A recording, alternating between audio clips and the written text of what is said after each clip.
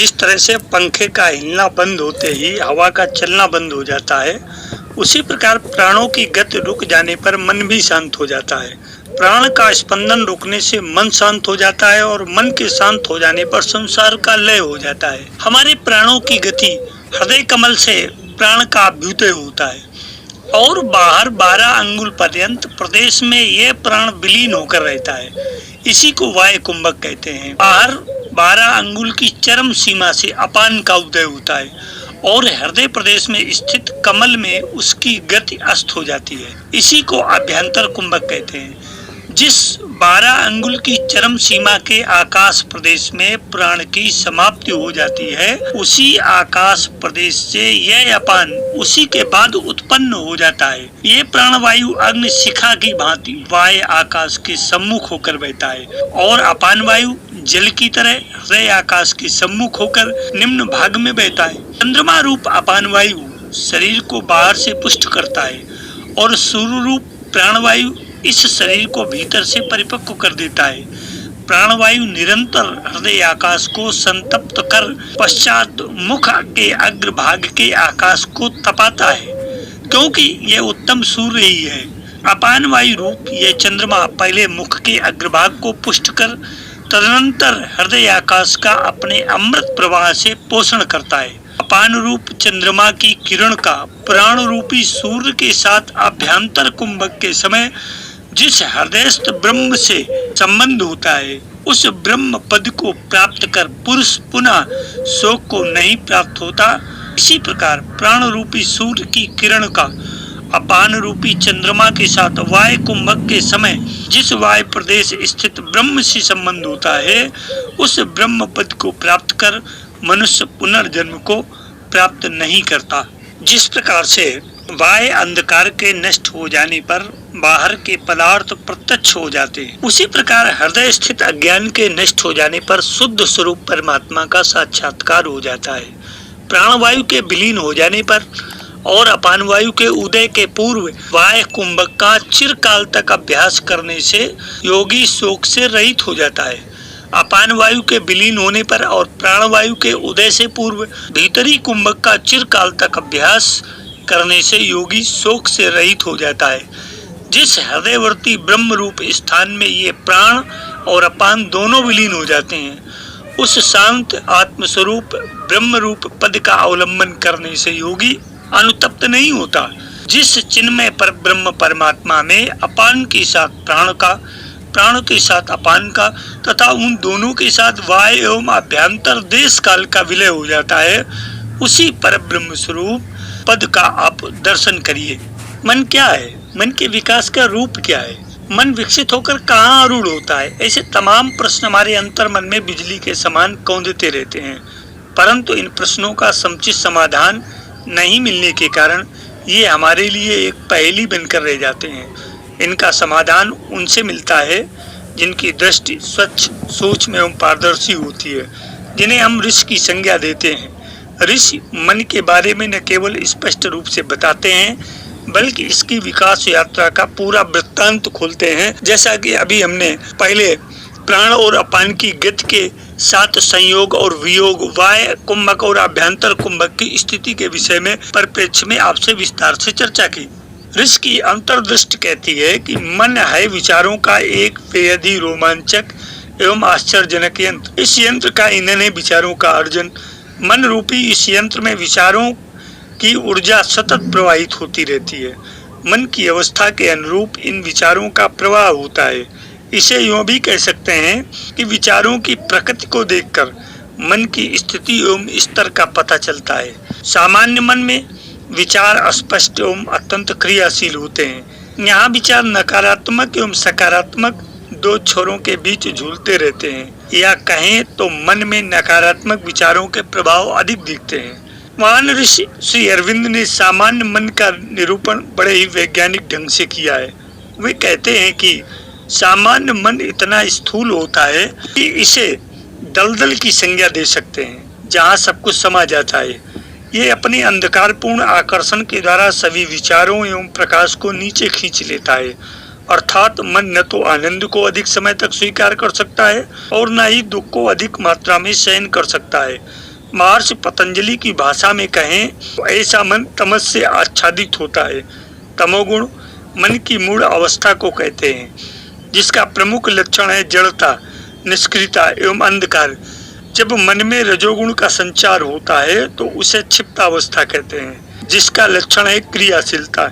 यहाँ पर विचारों की क्रियाशीलता अपने चरम पर होती है, बल्कि एक साथ ही कई विचार एक दूसरे को काटने लगते हैं, जहाँ द्वंद्व पैदा होता है। महर्षि पतंजलि कहते हैं कि जब सतोगुण की वृद्धि होती है तो मन विक्षिप्त अवस्था में पहुँचता है। यहाँ पर मन का सामर्थ्य एवं क्षमता बढ़ने लगती है।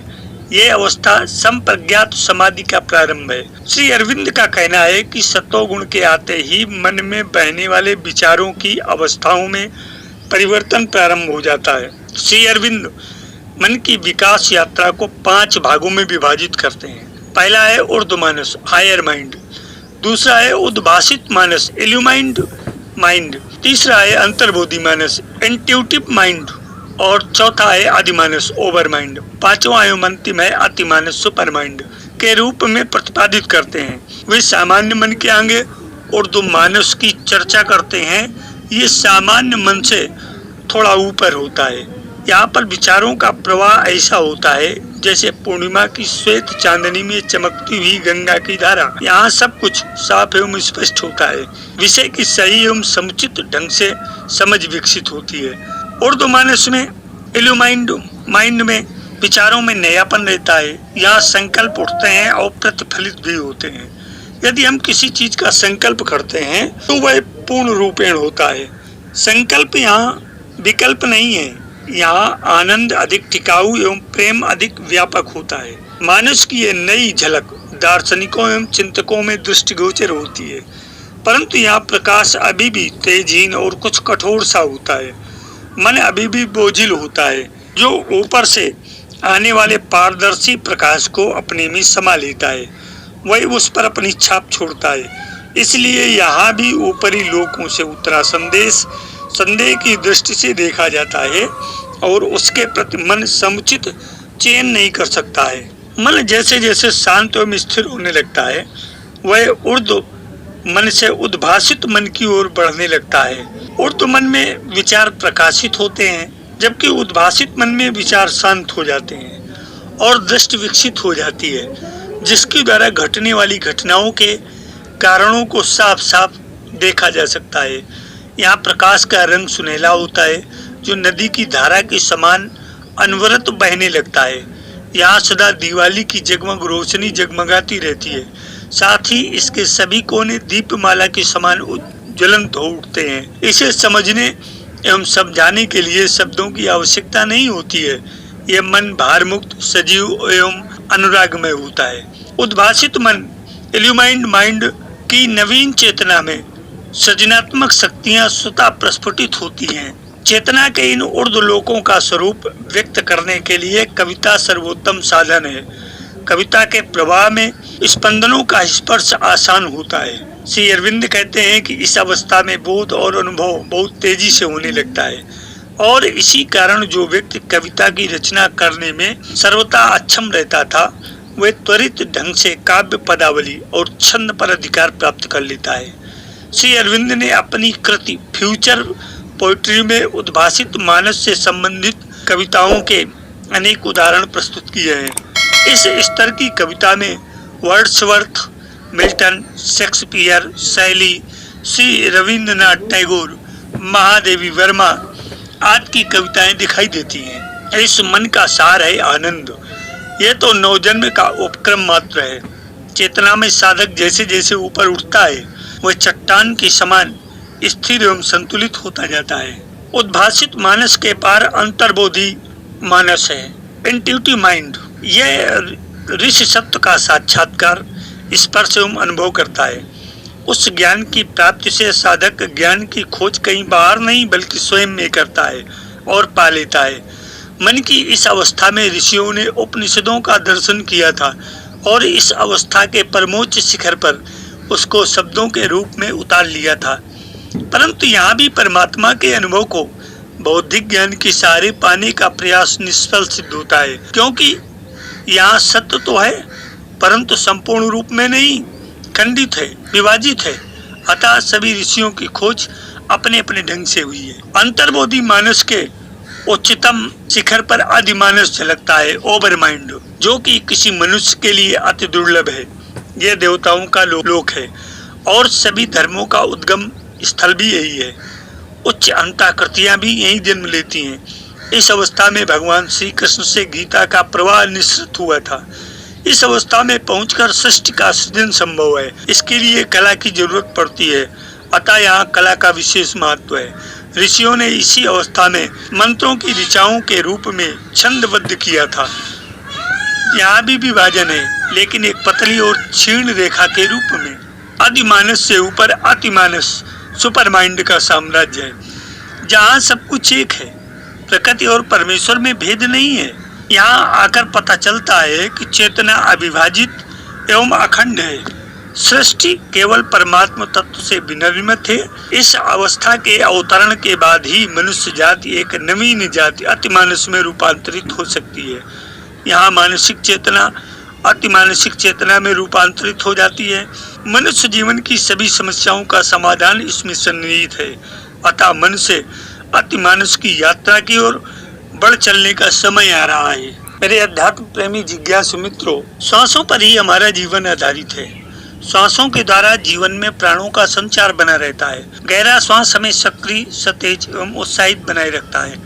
जब हम गहरा श्वास लेते हैं तो उससे हमारा मन शांत रहता है, क्योंकि वो न्यूरॉन सक्रिय नहीं होते जो मस्तिष्क के उत्तेजना केंद्र से संपर्क करते हैं। गहरा श्वास लेने के लिए अलग न्यूरॉन्स होते हैं, या वे न्यूरॉन मस्तिष्क के उन हिस्सों से जुड़ते हैं जो शरीर को शांत व शीतल बनाए रखते हैं। चिंता व तनाव को दूर करने के लिए कहा जाता है कि लंबा और धीमा व गहरा श्वास लेना चाहिए। इस तरह की हिदायत मन को शांत देने के लिए दी जाती है। इसी प्रकार ध्यान की जो पुरानी परंपरा है उसमें भी शांत के लिए नियंत्रित श्वास का प्रयोग किया जाता है, जिससे मन को नियंत्रित और संपन्नता पूर्वक चंचलता से रहित किया जा सके और उसको आगे की यात्रा पर आगे बढ़ाया जा सके। तो इस मन से अतिमानस की यात्रा में श्वासों का और प्राणों का नियोजन ही हमारे मन को आगे की यात्रा पर ले जाने में सक्षम होता है। हमारे ऋषियों ने, हमारे योगियों ने, हमारे अन्वेषकों ने इस विधा को खोजा, समझा, परखा और वे आगे की यात्रा पर बढ़ गए। और वही स्वरूप ये प्रकरण आपको योग वशिष्ठ, अध्यात्म रामायण, पतंजलि योग सूत्र आदि के माध्यम से आपके सम्मुख प्रस्तुत किया गया। आशा है कि आप इसके भावार्थ को समझ करके इससे लाभान्वित होंगे और इसको लाइक, शेयर, सब्सक्राइब कर दूसरों को भी लाभान्वित होने के लिए प्रेरित करेंगे। जीवन के साथ योग चैनल में राजन आचार्य का सप्रेम अभिवादन।